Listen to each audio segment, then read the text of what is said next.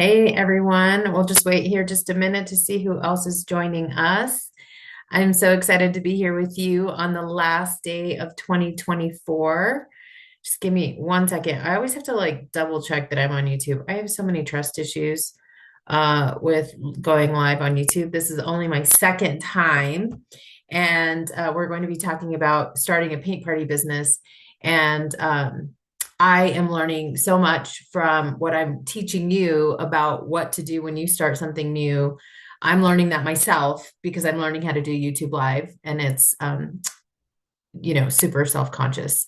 So anyway, I do see that we have a few viewers on here. So those of you who are on, good morning to you that are on. Good morning, Marlene. I see you there. I'm so happy. The other day I tried YouTube Live first and it wasn't working, so I couldn't see like anyone in the chat. So this is so great. The reason we want to start doing some lives is because um well, one, I think you could just ask real questions in real time and we can answer them. And but then the recording is great because not everyone can join at this time. But anyway, thank you so much for being here on the last day of 2024. When I was thinking of going live and starting to do some trainings, I was like, what's the best day to do this? Like, I don't know when people are on, and I just happen to be on a little break right now, so it worked out for me to get it up and going and learning more. But I learned from other business coaches and things like that from YouTube Live. So I thought, well, maybe I'm going to give this a try. So anyway, so thank you for being here. Today in our topic, we are going to be talking about the three parties that you need to launch your business. Now, they might vary depending where you are in your world, but I'm really just here to share with you how I got started in my paint party journey 14 years ago. And so a lot of people don't know my backstory, but I am the founder of Gallery on the Go and also an artsy coach here at the Artsy Association. But I started Gallery on the Go 14 years ago. We just wanted, I wanted to stay at home with my kids who were now in middle school. I was also starting to do a lot of work with my church, like ministry wise. And I was just working in a regular company, a water treatment company, and it just didn't feel very purposeful. And I love everything crafty. Now, I'm not an artist by any means now. Of course, you see my awesome wall. I would say I'm an artist now, 14 years later, but at the time I was more of a crafter. I was like a scrapbooker kind of person. And I was part of what was called Stamp Camp. So I don't know if you ever had tried Stampin' Up, but we had like these clubs where we would meet every month. And they were the best because it was like just a girls' day. Like it was a Saturday morning. In the morning, one of us would provide food and drinks, and we had a friend who sold Stampin' Up, and she would come and she would make cards and all this fun stuff, right? And it wasn't about what we were making. It was great that we had that. It was more about getting together, right? And girls like to get together, moms like to get together. And so anyway, so when I was thinking of starting a business, or one of those events that we wanted to do, I should say, I kind of lost my train of thought there, but we got together to do a painting thing. And none of us knew how to paint. But again, it was just to get together. It was just to have something to do. I lived in a neighborhood that was newer and there wasn't anything to do. I didn't even have a grocery store nearby. And so we got together and did that. And I had been looking to start another business. I had actually wanted to own a studio where we would learn how to do wood shop or sewing or cooking. And what's really funny about that is I'm not good at any of those things. And all I could think about was like seventh grade, middle school, where you used to do those things. And that's how you would learn how to cook and do recipes and bake and sew and all that stuff. Well, when I was dreaming up this business, I remember learning about a paint party place in our town in Denver. I'm in Colorado. And that the only paint and sip place I ever knew about was called Canvas and Cocktails. And this is, like I said, 14 years ago. And I thought, well, it would be cool if a mobile version of them could come to this studio that I wanted to open, right? Because I didn't know how to paint. I didn't think I would be the one to do that. And so, anyway, I shared my dream with my best friend, Mandy. And one day, Mandy went to Canvas and Cocktails for a work party. And she called me and she said, Maria, hey, if your studio that you're dreaming up is anything like this painting place, there are 80 women here drinking mimosas and painting, and we are having the best time. You need to do this. You need to start this business, right? We all need a friend like Mandy who will tell you that to encourage your dreams for sure. But the reality was like the startup cost, I did decide to leave my job and cash out my very tiny little 401k. But even to start a retail place like that, it didn't exist where I was because there were no retail spaces open yet. And and I didn't have good credit. I was a stay-at-home mom. My husband was an entrepreneur too. And so it was just very difficult. So anyway, we end up doing this paint and sip thing in our home with my sister-in-law because we were on a budget. We couldn't go to Canvas and Cocktails, which was like $45, $50 a person, right? And the drive was 45 minutes away. So we had this own in-home little party. And at the end of the night, my sister-in-law said, "Hey, why don't you like keep all the supplies, our five little setups that we all paid like 20 bucks for?" It was an easel, a palette, some brushes, and the paint. She's like, "Why don't you just keep it like in a bucket? That way, if you want to get together with your friends or I want to get together with my friends, like we'll just pull the bucket out, right?" And kind of thinking of our like stamp camp club that we had. And that night is where this light bulb went on. And I thought I could start a paint party business mobilely until I make enough money to get my studio. So that was my like hope. That was my dream. Like I could go charge 25 bucks a person instead of like what Canvas and Cocktails was charging 45, 50 bucks. Now remember, this was 14 years ago. So now it's common to pay that much, for sure. But our starting price, I'm going to tell you in these first few parties, were like $25 or $10 at some parties. But now, of course, we charge anywhere from $30 to $45 a person. So anyway, I love looking back. It's a sweet time to look back, but it was also a hard time, right? It's always hard to start a business. It's hard to get that courage to be an entrepreneur, and I absolutely get that for sure. And that might be where you are. You're looking to start, or maybe you're looking to revive something that you've already started when it comes to paint parties. So anyhow, I want to tell you today about those three parties that launched my business. Because after that initial girls' night that we just gathered our first supplies, I wrote a business plan, kind of a business plan, not really, like some steps that I would take. And it all had to start with that first opening launch party. So that's what I'm going to talk to you about today is those first three parties. My very first party, I decided to invite pretty much everyone that I could, right? Back in that day, it was like email, maybe texting some people. I lived in a pretty new neighborhood. It was pretty tight for the small community that we were. So I had a few friends here. But basically I picked 2 days. I thought of 2 days, a Friday and a Saturday, a Friday night, which would be more girls' night party, vibe, kind of like, oh, and by the way, before I get to this, I did end up going to Canvas and Cocktails finally, to just see what it was like, right? That is really important. If you're looking to start a paint party business, like you got to go to one and you got to find someone nearby who's doing either mobily, go to a bar, restaurant, go to one of the paint and sip franchises, go see it for yourself. You have to do that first. And that's exactly what I did. And when I did that, I went and snooped around and saw what supplies I needed because remember, I wasn't even an artist. I didn't even know what kind of paint we were supposed to use. I'm doing another live training, I think on Friday morning, and I'm going to talk all about the supplies. So I'll tell more about that story on Friday. So anyway, I come back and I decide I'm going to do this thing. So I picked 2 nights, a Friday night and a Saturday. Today we call this our launch party. Like this would be your launch party, your opening, your grand opening, right? If you were opening a restaurant.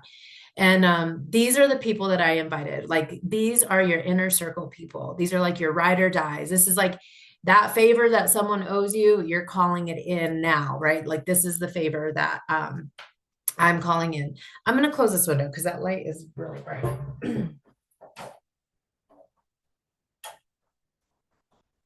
Let's see if it still is bright. So anyhow, the lighting on videos is super weird all the time. Okay.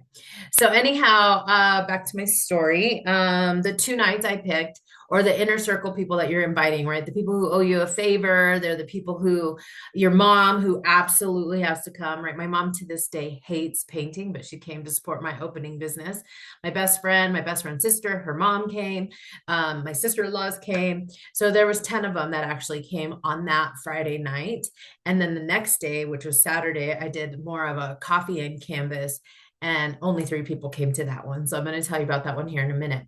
So this first party, right? You're nervous because you don't really know what you're doing, but I wrote out a script, right? Like I wrote out an outline of what I would do and what I would say. And I had a background in network marketing, so I kind of knew like what to do at these in-home parties, right? The difference is everybody had already prepaid. Now, let me tell you about that first party and people prepaying, especially when you're asking your aunt and your friend. Like, if you're not an entrepreneur already, you already feel awkward asking your friends to pay to come to your house to paint, right? Like, you just might feel awkward. But I want you to remember, like, if you were going to go support your friend at a new restaurant, wouldn't you want to pay? They need to make income, right? It's hard to be an entrepreneur. You need that startup money for sure. So you should charge. And today's rates, you should be charging at minimum $30 a person.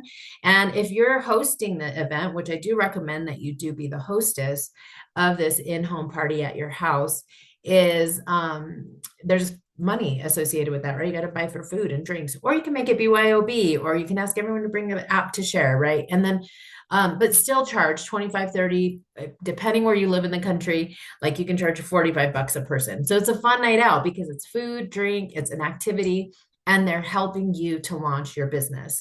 So this is your Kickstarter kind of event.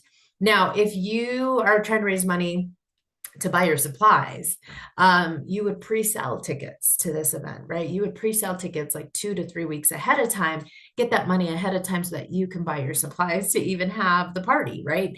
So your goal is 10, 15 people. Now, I know not everybody lives in a house where you can have 10 to 15 people around. So you got to find somewhere to host this. It could be at a local bar, restaurant, something like that. I have a local bar. They don't charge me anything to host something there.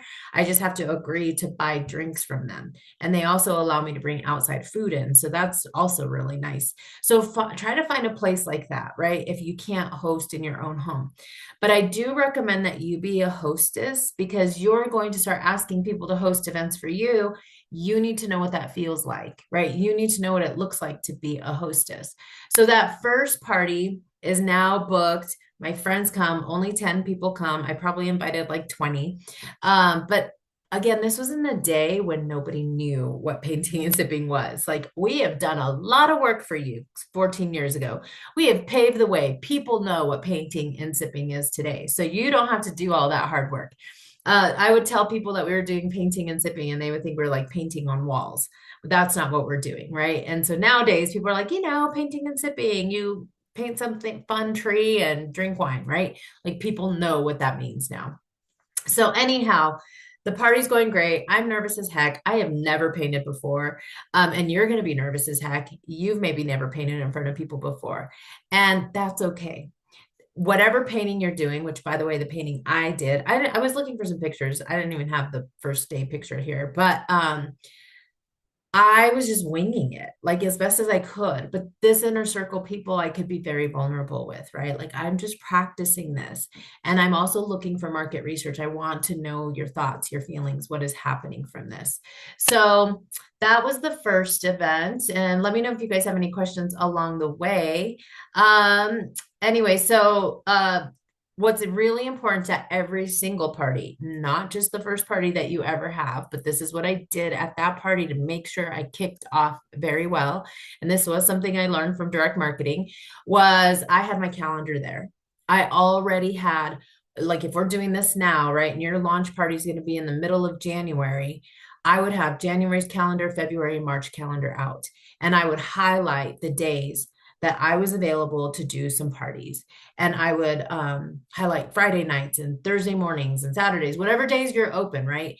And you would, at that party, part of your script is to say, all right, if you guys have now experienced an amazing paint party, I'm going to give you all a survey. And surveys are so important, like a paper survey. You collect their name, their email, their phone number, and you ask them genuine questions because they all know you're new. So you're going to say, I'm so new at this.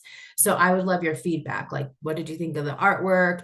What did you think of the pace of the night? What did you think of the quality of the supplies? We have a whole survey format. But anyway, you ask them that. And now this begins your customer database. And what I love about our paint party business is it's a repeatable business. To this day, I do not advertise. I do not pay for advertising for my paint parties. It's always word of mouth. It's people who've painted with me before. I have done kids' birthday parties back to back to back years because they are loyal customers. Painting parties are a consumable product. It's they've done it once, but they'll do it again. And so, and not everybody, but there are people who do it again. And so you want to start logging your customers. Like this person sitting in your living room, dining room now is your customer, right? So that's a whole nother training on how to take care of your customers. But now what you're going to do in that talk is in order to keep my business going, I need to have 3 more parties booked from today. So thank you, all 10 of you, for coming today. Which 3 of you thinks that you can host a party for me to help me continue to kick off my business, right? And then don't talk. Don't say anything after that. Like let the room be silent. You can be like, I have my calendar right here. Please look at dates. And also on that little survey, you have people who are like, I would paint again. I would like to host a party for you. I have some referrals to give, some names and phone numbers to give to you, right? And so that's a way to use. You got to fish where the fish are swimming. That's what Mandy says. Like these women have just experienced the paint party and or whatever group of people you're serving. They have just experienced a paint party. So they saw how to host it. They saw how to have a few simple food and drinks. And then in return, you're like, whoever books today, I have a gift card. I have a $10 Starbucks card. I have a blah, blah, blah. And by the way, thank you for hosting. You're going to get to paint for free. That's what we always offer our hostesses. And then the expectation is that they're going to invite 5 to 10 people. You're going to determine what your party minimum is, but 5 to 10 people. Back then for me, I was like, just host a party. I don't care if it's like 3 of you. I was so desperate. But today, I don't do parties that are smaller than 10 to 15 people. And I have a confidence because I've been in the industry, but I want to share my confidence with you because this industry, you can set minimums. You can say, I only travel for parties of 10 or more, right? So this inner circle that you invited, I did direct sales for a long time. And what I have learned about direct sales is it's uncomfortable to sell to your friends and family, and especially if they're the ones that are always supporting your business. And that's what I want to tell you. In paint party business, your inner circle, you're going to ask them twice to help you out. The first time was to come to the first paint party, right? And if they came, you stop asking them. You might ask them again if they've never actually attended one. But the second ask was that ask that I just shared with you right now. Who will host a party for me? And so that's the second ask. And then I want you to forget about your friends and family supporting your business. I mean, you can ask them, you can keep them in your email rotation, you can ask them to follow you on social media, but I'm going to show you today how you need to grow out of that. Okay, so actually, I'll just share with you now on my screen. I kind of share this about, here we go. I kind of just share this diagram of where you want to be. Like it's a reverse target, right? And so your inner circle friends and family are in that inner target circle. They are kind of that flame that you need to ignite. They're the ones that are safe to go practice and make mistakes in front of and laugh in front of. You will feel very vulnerable in front of them, especially you'll want to be accepted by them, especially as an entrepreneur. You're like, all these women in this room know I'm not an artist, or you're going to have that imposter syndrome, but you got to just push through it. You got to genuinely seek their feedback. And somebody might be critical, right? In your world, like, are you really going to start this business? What are you getting into? Right. And we always have to remember sometimes they're trying to protect us out of love, but always ask yourself, do I want to trade places with this person? Probably not. Right. And so just listen to my voice. I'm telling you, you can do it. And I believe in you. And but you're just using that first group of people to really get the shakes out. But what you want to do is move outward into this next circle. And by asking your three inner circle people to get you another party at their house and to introduce you to their friends, is now you're moving into the acquaintances and friends of friends. You kind of know these people, right? They weren't on your original list, but you kind of know them. And this was for me when I booked those next three parties. My best friend Mandy was one of those people who booked her by one of my very first parties that she had. And I specifically asked her to invite people that I did not know because she and I knew a lot of the same similar people. So now you're getting into the friends of friends. Now you're getting into the acquaintances. And now Mandy, who was my first hostess, right? She's making the food and she's making the drink. So now I only have to focus on my part, which is doing the painting party. And so, sure enough, Mandy has an amazing group of people. And at that same party, I follow the same pattern. I ask three of them, I take my calendar and I ask three of them to have a party, right? And then you're moving into that outer circle, which is that green circle of people. And these are new people, people you've never met, people who don't know who you are. The imposter syndrome should really start to phase out because these people really don't know you. They didn't grow up with you. They didn't know that you're not really an artist or not really an entrepreneur. And you can just be who you genuinely are. You might be more nervous because it's hard to speak in front of people, of course. But as soon as you learn that nobody else knows how this paint party is supposed to go, that you're the one in charge, you're an event planner, you can do this, it really is a great space to be. And the green circle is what will sustain and grow your business. And this is where we say now you're moving towards your target audience, which this diagram seems different, right? Because it's going outward from the target. But you actually want to get to this part of that because you're learning who your target audience is. And I'm going to tell you more about a target audience. So remember this circle. And I want you to remember this because your feelings will absolutely get hurt when the people that you love don't want to host a party for you, don't ever even come to one of your paint parties, don't offer in any way to support you, don't like or share your post or anything like that. But just remember, everyone's doing their own thing and we're just going to keep moving on. And you're going to start to find out who your target audience is simply by doing these little paint parties. Now, your target audience, and that's going to lead me to party. Actually, let me talk about party number 2, and then I'm going to get to number 3 here, or the target audience. So let me get to that second party that I had. So the first one was my 10-night women at my house, type of thing. Oh, I got to plug my computer in. And so, yeah, that party was happening. And then my friends booked. So those were long, those were in the following month. But that second party that really happened for me in lifetime was that Saturday morning, right? So the 10 ladies come Friday night and Saturday morning comes around and only 3 people came. Of course, I felt kind of defeated because my goal had been 10. But these 3 women who came, I'm still close friends with them today. And they came. And what I learned that morning was, first of all, a coffee and canvas party has a different vibe than a girls' night out, right? So now it was a different vibe. It was like a lot more calm and peaceful. Plus, there were only 3 people, so it wasn't as difficult. But we just sat around my kitchen table. And with those people, I was able to tell them more about my dream of starting this business. And they were encouraging, right? And not all friends are always encouraging, but it was a really great place to just kind of dream about what you were doing and what you were setting out to do. But what was really cool about that party is I do the same thing. I take a survey, I get their names, I get their emails, and at nowadays, I definitely try to get them to my social media because that's where I want them to be able to see more pictures of what I'm doing. Back then, 14 years ago, we didn't have a business social media page. I don't even think I had a Facebook page at that time. So anyhow, I had a personal one, but not a business one, because I was just starting out, right? So anyway, my friend Sandy, who actually right now in Lifetime is my neighbor, I just moved into a house next door to her, but she was at that party. She was at that morning coffee and canvas party. Anyhow, she's originally from North Dakota, and we live in Colorado. And anyhow, she booked a party for me 1 year later. So I started my business in October 2011. She booked a Christmas party in December of 2012. And she booked that party because her family was in town, and she's like, I wanted something fun for them to do over Christmas break.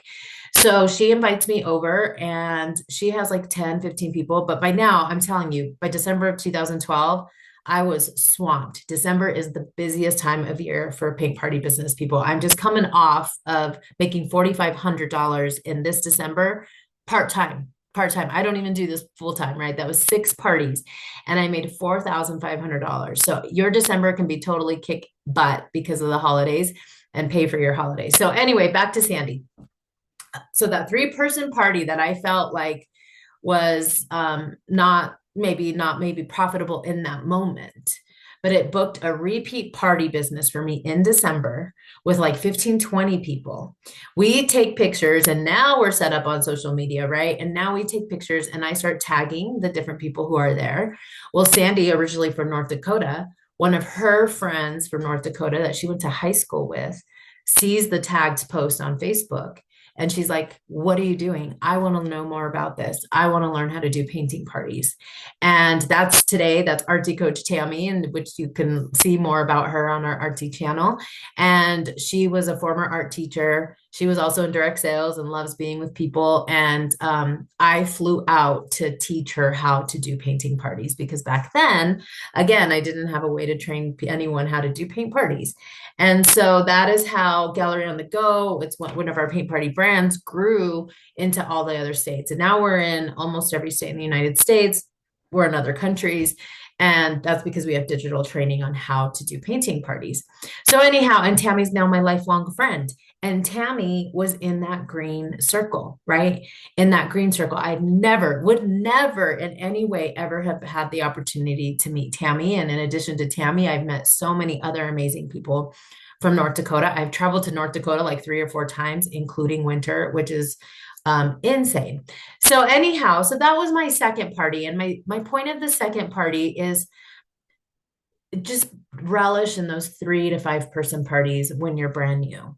Like, use it to practice, learn to refine your speech, learn to refine your outline, take a painting that you've been wanting to practice. Be vulnerable with those people. Like, once you sit at a kitchen table with people, you can ask them real life questions like, what made you want to do this? Is this a good price point? Like, what other kind of paintings would you like to paint?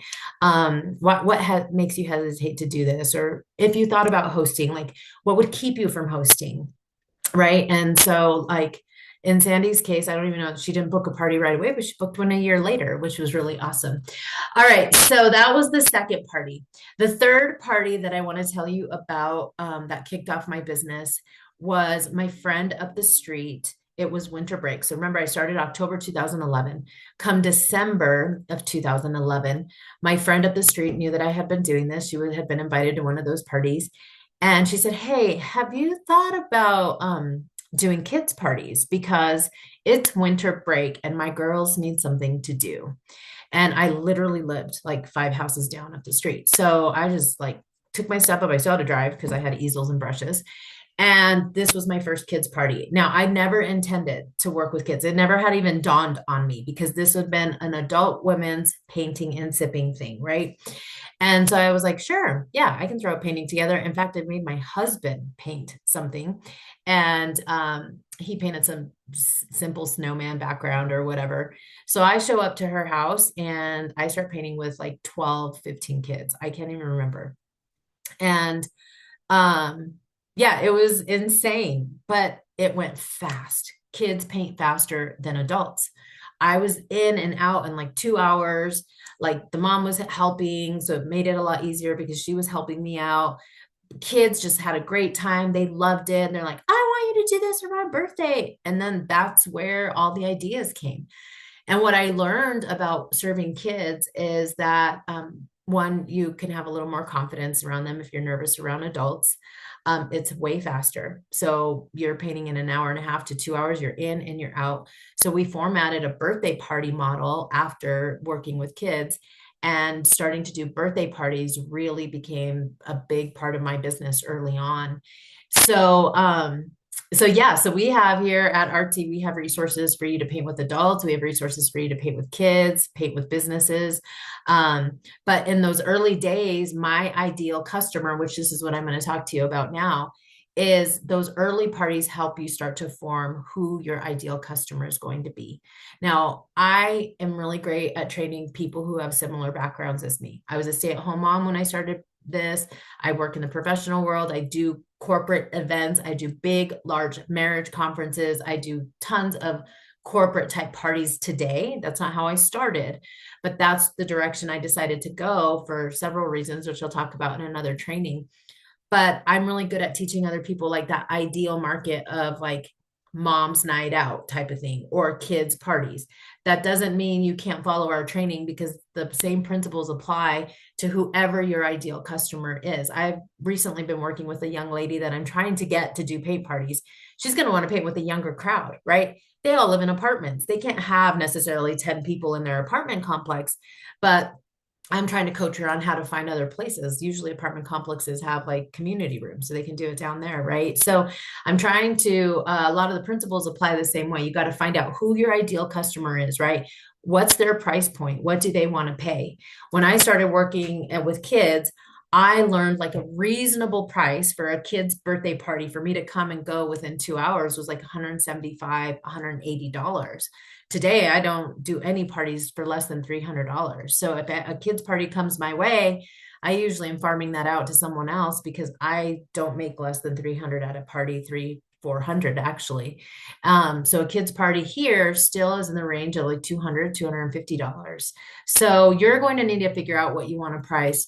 Who are the people that you want to work with? Are you working with women? Are you working with children? Are you working with professionals? Are you working with single people? Are you working with, you know, you decide who are these people. And when you join, and if you ever join Artsy, we actually have a workbook that you work through to identify who your ideal customer is. You really want to know who your ideal customer is because I want to tell you about a fourth party that was super pivotal for me once I decided I wanted to work with women and now children. Was a big instrumental party for me was doing a fundraiser. I did a fundraiser at a school that was across street from my house. It was my boys' school. And the reason that was I split my profits half and half. Actually, I think I charged so little for that fundraiser because I was like, I just want to get my name out there, right? When you're early on, you can do that, but we've come so far so fast that you can still charge. The way we do fundraisers now is we recommend a flat rate and then you split it 50-50 with the organization. So for example, you could charge a 25, 35, $45 ticket, split it 50%, and half goes to the school. But what's really great is they advertise for you. And they can get a large group of people, and then usually they have volunteers. So for example, if you get the PTO, PTA, whatever it's called in your area, if they help you come in and you're splitting that fundraiser half and half, they're helping you set up easels, brushes, canvases. You're putting your name, your business card on every single canvas, right? And you're telling them at the party, I do mom's night out at your house. I come to you. I do kids' birthdays. I come to you, right? I was booked for days, like all the time, because of that one fundraiser. Everyone in the neighborhood who went to that school now knew about me. And so, and on top of that, we had a little rec center here because remember, we didn't have a lot in my neighborhood at the time. So I was now set up to do parties at the local rec center. So those kids and moms painting at the school fundraiser hear about what I'm doing. I'm like, hey, I paint first Wednesday of every month at the rec center. So that created a new loyalty. And that class always had 20. I mean, we had that rec center, Mandy took it over for me. And for like 12 years, I think we only stopped just a couple years ago, maybe sometime after COVID. But anyhow, I digress to those early parties. But what I want you to do now is I want you to think about those first three parties that would be instrumental for you. Who would be your inner circle? Who's going to be those first 5, 10, 15 people that you're inviting and brainstorm that? Like, is it your coworkers? Is it, assuming you might already have another job, right? A lot of people that do paint parties do it part-time. That's usually like the sphere of people that we serve are part-time. Your neighbors, if you're in a Facebook group, I'm in some of these Facebook groups, like one is called, it's just women in our neighborhood. And so they actually posted that they wanted to do a paint party. You guys, I was too busy. I didn't even offer to do a paint party for them because I didn't have any time. So they like went to some paint party studio, which is great because I love the industry so much. I'm not intimidated in any shape or form by any franchise or anyone else who does this in my neighborhood, because the more the better. Like the more this industry continues growing, it's the better. So that was my fourth party. That was a bonus to tell you about the fundraisers. The way I want to tell you now about where I'm at in my business now is I don't do a lot of in-home private parties unless they pay good money. I like single payers. So what a single payer is for example, my last party I just had on Friday, last Friday, was a birthday party for a woman. And so another woman was buying a birthday party for her, one of her besties, and I charged $600. It was Christmas break. So I definitely charged a lot more than I normally charge. Plus, I had to drive 45 minutes each way. And it was a very last minute party, but she paid it, right? She paid $600. And I had 13 painters there. And we were painting a board party, which I'm going to be teaching on a board party on Sunday. I'm going to do a live training on that. However, so single payers are really my focus now. I work a lot more with just companies, and I actually have contracts now where I do the same event every other month for a big marriage conference. That's one of my main customers. And I do a lot of artsy pop-ups, which I can't wait to tell you about those if you've never heard about them. Those are little projects that you do instead of a big paint party. So yeah, that's where I'm at now. And 14 years later, I am an empty nester. I started my business because I wanted to stay home with my middle school boys and cashed out that 401k until I figured out what I was doing. And I am here still 14 years later. I love art, as you can see in the background. I had an accounting background before, and I still love business, but art has transformed my life, and painting parties has transformed my life. I have painted all across the world. I've taken my painting party business to do volunteer work on mission trips. I do a lot of free events. And yeah, I would just love to help you learn more about creating a life you love using painting parties. And so anyway, I hope today's ideas were helpful to keep you moving forward, because it's easy to watch a lot of training and not take a lot of action. So I want to ask you to take some action today. If you're really dreaming about starting a paint party business, I want you to go ask your closest inner circle people, hey, is this something that you would come to? What are your thoughts? Have you ever seen people do paint parties before? If you're on social media, go post on your social media. I'm thinking of starting a painting party business. What are your thoughts on that? Have you ever attended one? How much would you pay? Right? Like go get that energy moving. It's the last day of the year. What do you got to lose, right? You can start the beginning of the year dreaming and thinking of doing a paint party business. And then your next action step would be just deciding if you need support with that. At the Artsy Association, we have video training, we have resources, we have artwork. We've taken 10,000 steps before you so that you don't have to work as hard as I did in those first early parties. All right. I hope you guys have a happy new year. Thanks for joining and watching our channel, and keep staying. I'm going to be live again on Friday morning. I'm doing a training on your supply must-haves that you need to have. So go get one on the calendar for like January, and then come back Friday and learn about what supplies you need, and you'll be ready to have a party in January. All right. Have a good day. Talk to you soon. Bye.